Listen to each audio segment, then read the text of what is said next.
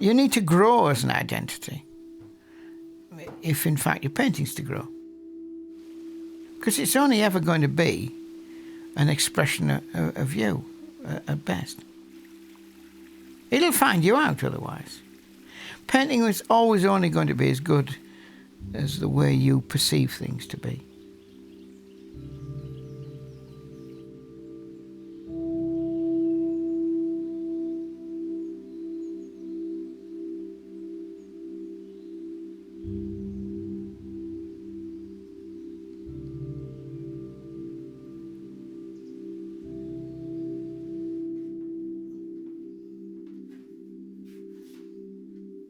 Only when I somehow finally let go and allowed the materials to play their part, that I could then begin to make the thing work poetically and be brave enough to let it exist. Knowing that some people would come along and say, oh, that's... I mean, I've had people say, oh, that's slap and dash.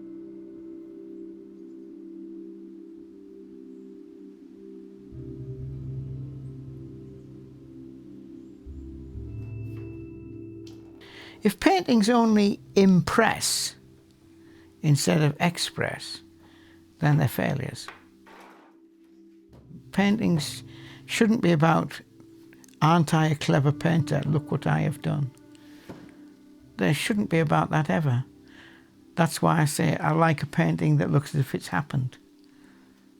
It doesn't say, oh my goodness, I couldn't do that. I wouldn't be able to make that. It's much better if you can say, ooh, I wonder if I could have painted like that. Hasn't he made it look easy? Doesn't it look easy?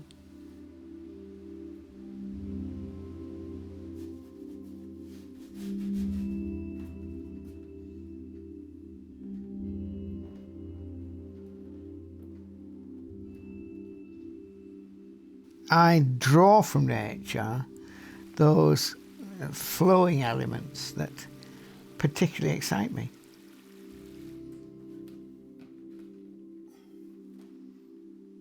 When the paint starts to move about and starts to do things on its own, the way you find vines and trees and stuff growing, one piece of nature overtaking another.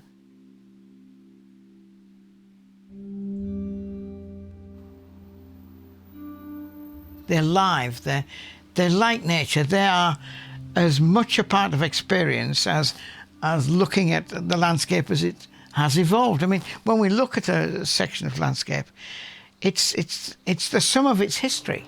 All sorts of things have happened to it. It's been used, reused, again and again. To capture some of that in the way we paint is important, so that when you put some colours down, just by the very nature of putting one set of colours on top of another, it's going through the same cycle of history that the landscape has itself.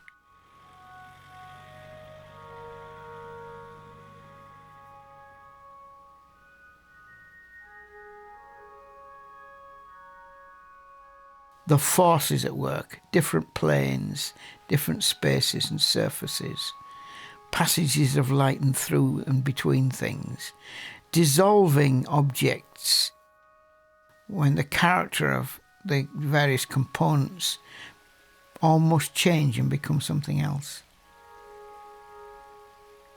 An actor in the play, a part of the whole overall scene.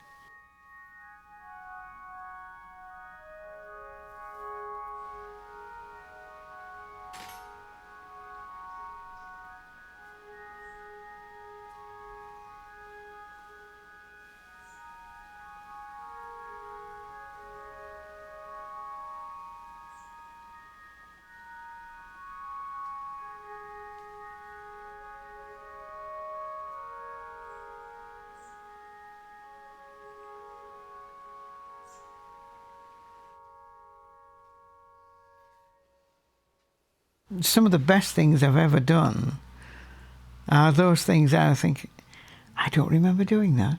I don't remember making that mark. Isn't that amazing how that's turned out? Almost in a kind of dispassionate way, as though I had no part in it.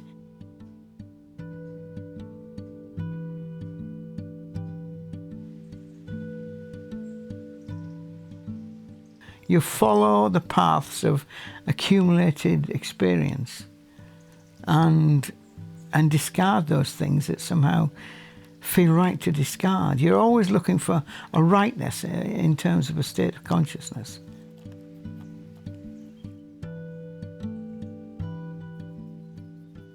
And when you get it, you're out of your own skin. It's almost like an out-of-body experience in a way.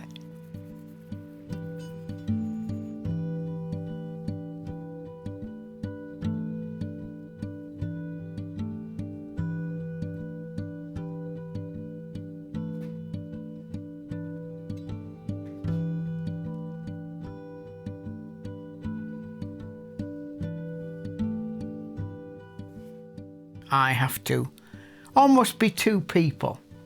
The one doing, the one observing what is being done. And whether I'm working with a brush or I'm pouring the paint onto a flat surface or whatever, working with a sponge, no matter what tool I use or procedure or method I choose to work, that overview, that separate perception of what is going on, if I can extricate myself, create a gap, a time gap almost, between the doing and the observing, and that's when the best work gets done. When I see things happening and just about to alter it to some fixed idea that's just got itself lodged in my thinking, I stop and say, no, it's there. That was what you're after. That's what you want. It's maybe not appeared in quite the form that you originally expect, but it's there. That's what you want. And sometimes I've actually thought, as I'm putting a mark down, I think, oh, it was beautiful. Why did I do that? Why did I do it? And the really good occasions are when you're about to do it and you don't. And as soon as you do that, strangely enough, it's almost as though you're ahead for the day.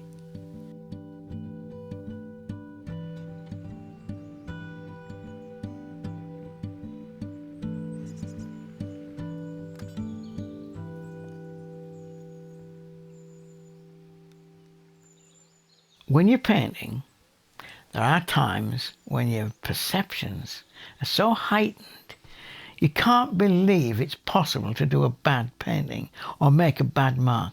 Everything seems to dovetail so almost effortlessly together.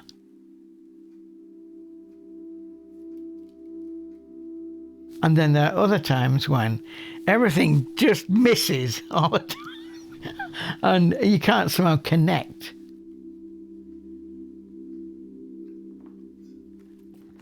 And sometimes when I'm not on song, when I'm trying to simulate that instinctive response, that's when everything goes wrong. And the best thing for me then would be to do as my brother-in-law would have suggested, come back in here, make a coffee and have a sit down. Yeah. Forget about it, because that day it's just not going to happen. All I'm going to do is waste a lot of paint and damage a lot of paintings. Stay away that day until you feel right.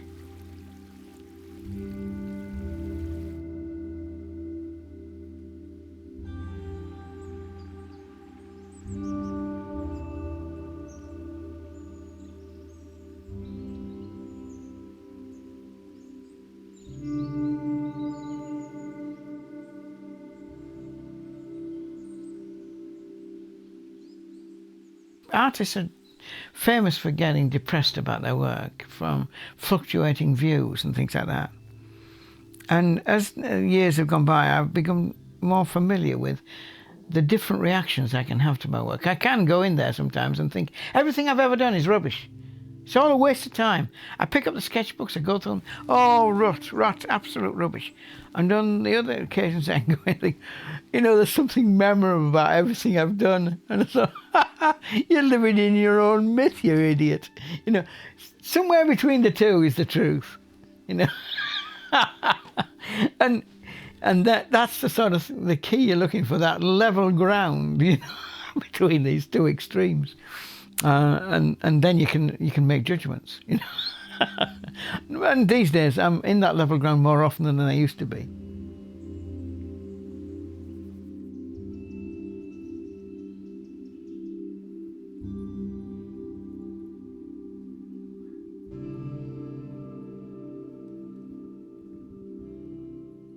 When you first go into your studio again the next day, that is when you're the most honest about your work. That's when it hits you hardest, because after that you can start getting comfortable with things.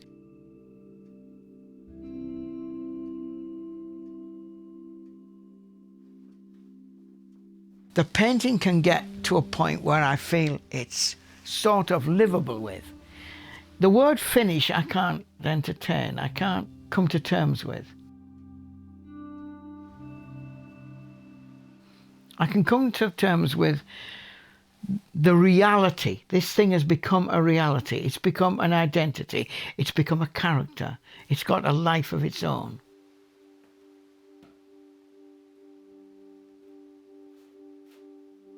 Don't get a fixed idea of what finish is, because if you do, you'll never get there.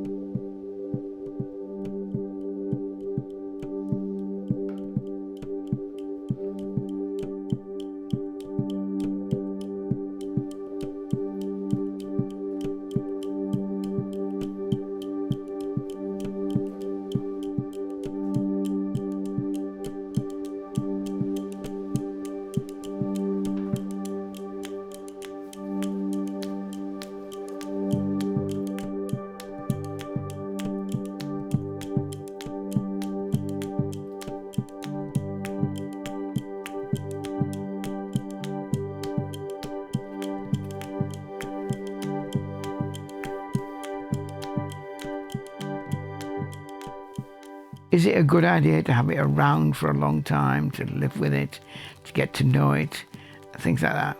Yes, it can be immensely valuable.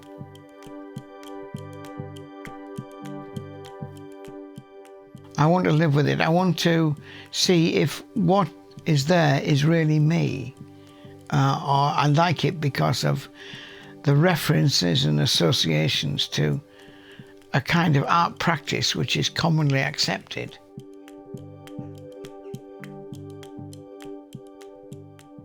To love it and to get excited by it to the extent that you don't feel as though it owes too many debts to others, that's important, really. And once I feel as though I can live with it entirely, then I will show it to others.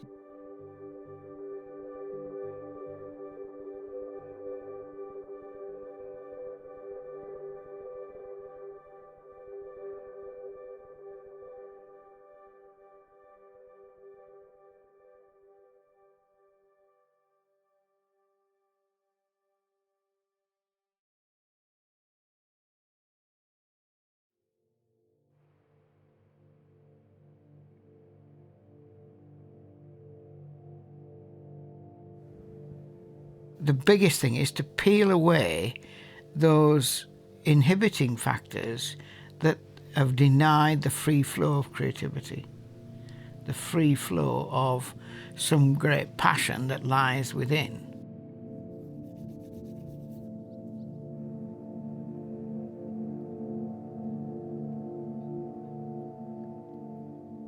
Is my vision of the visual world sufficiently interesting to reveal to people?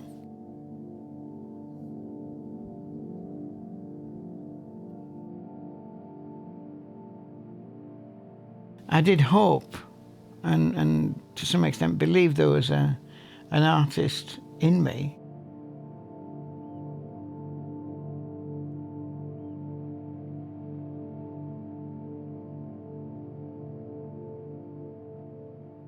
You could say you start to recognise it in the work of others.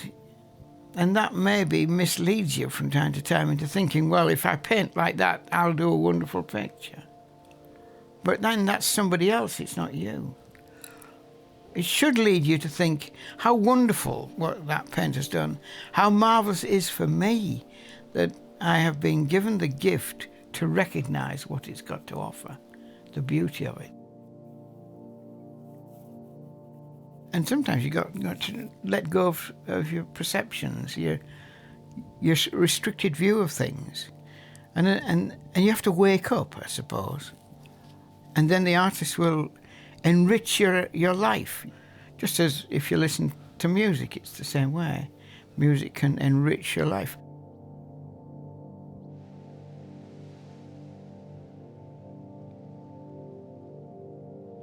There's more to what you see out there than you imagined. And this guy is showing you it in a different way. And all of a sudden, the world seems different thereafter.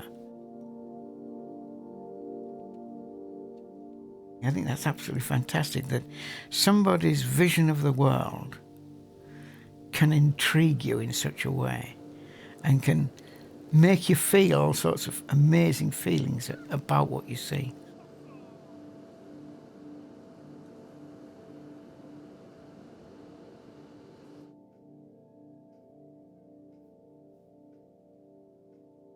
Really, in making a painting, you're fulfilling your purpose, your function.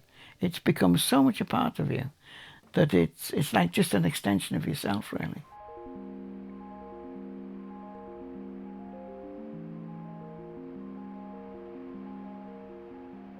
That was the first thing my brother-in-law taught me. He said, what you've chosen is a way of life. And that's what it is, a way of being. It's not a job. It's a way of continually enriching your experience.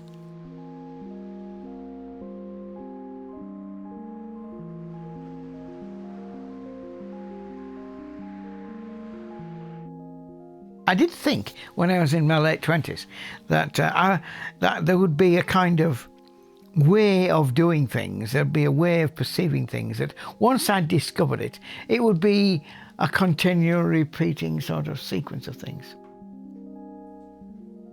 I wanted to believe that there was an attainable point, that I could work my way toward this, and once I got on that plateau, everything would, be hunky-dory and all that sort of thing. Well, I finally learnt that it wasn't like that.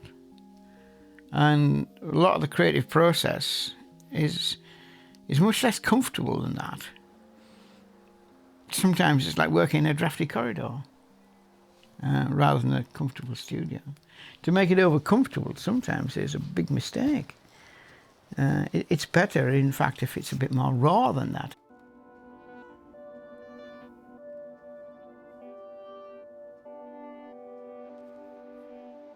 You need to accept that really the creative process is an ever-changing, ever-developing, moment-by-moment experience. At least that's how I accept it.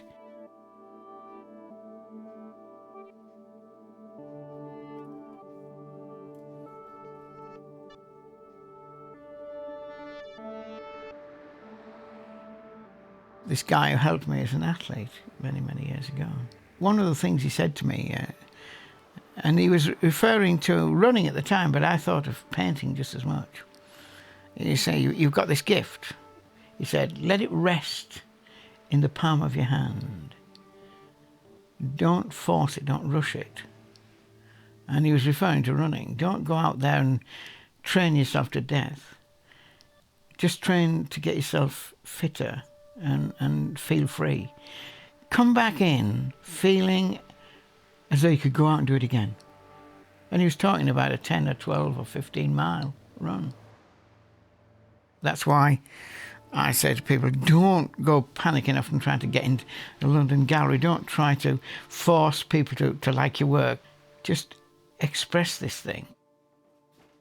If what you're doing feels really good and right and you're on the right tracks, all the opportunities for its richness and its fulfillment to reach others will come about. It will be part of the journey, part of the whole process. Just follow it through. Just see where it leads you. And in all probability, it'll lead you in different ways from ever you dreamt possible. People used to say to me, oh, you must get into London. Oh, yes, I'd love your work, etc., etc. I've seen things like your work down in London. And, of course, yes, they might have seen things down in London that like mine. But who wants more of it? If you're going to get into somewhere like London, then you would have to be different from those who are already there. They want different things. They don't want more of the same. So that was never an encouragement to me when they said things like that. I did all the right things. I just sent CVs and discs and stuff like that to different people, and I got all sorts of nice noises made. But that never was the way that I got into the gallery where I'm showing now, or for that matter, any other gallery. A lot of these things just work out, and you just have to let them. And that way, you don't bring stress into your work. That's the thing. If you bring stress into it, I'm anxious about this. I'm such and such an age. Dash it all, I'm in my 70s now. Most people in the 70s are retiring. I'm working harder now as a painter than I've ever done in my life. And the work I'm doing is better than I've ever done in my life. And why shouldn't it be?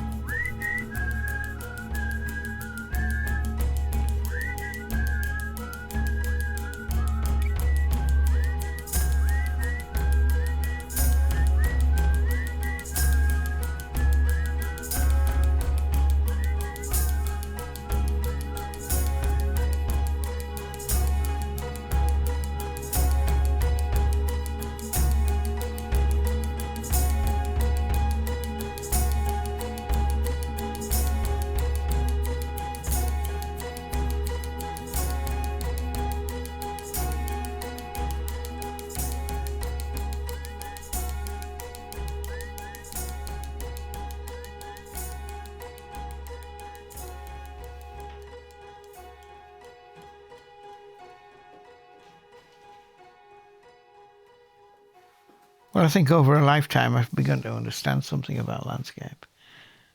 Begun to understand it. That's where I'll always be, beginning. But that's great.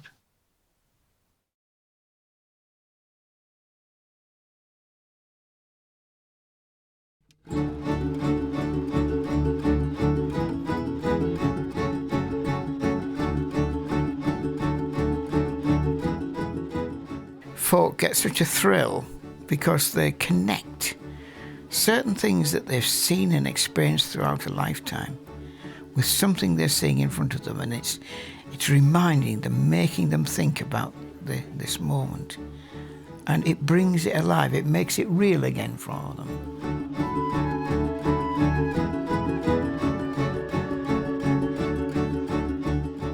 They enter into it. They capture its spirit.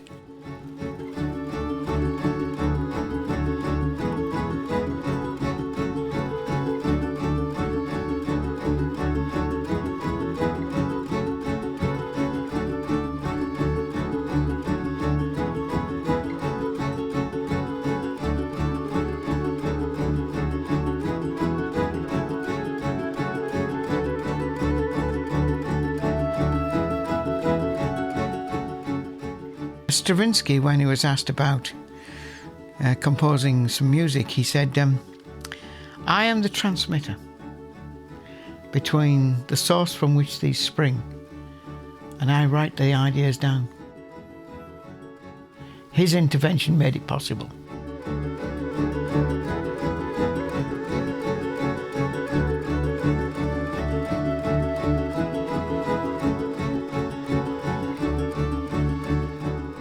Things are much clearer now. Things are more vital. In a sense, in my paintings, they're more youthful now than they've ever been.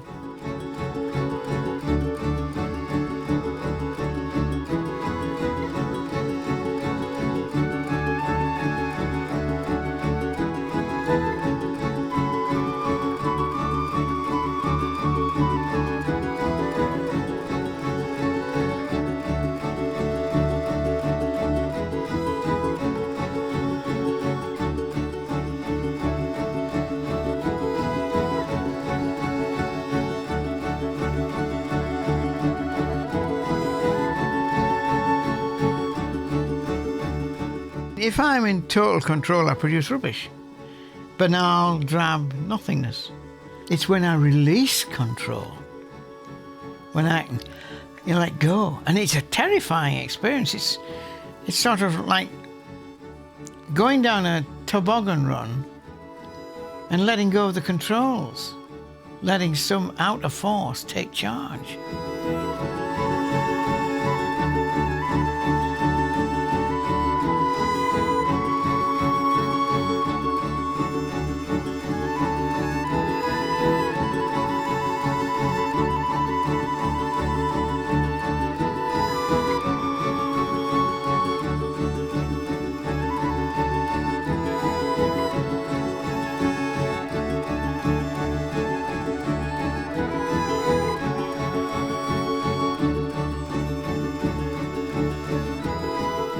I would say it's something I would recommend to everybody.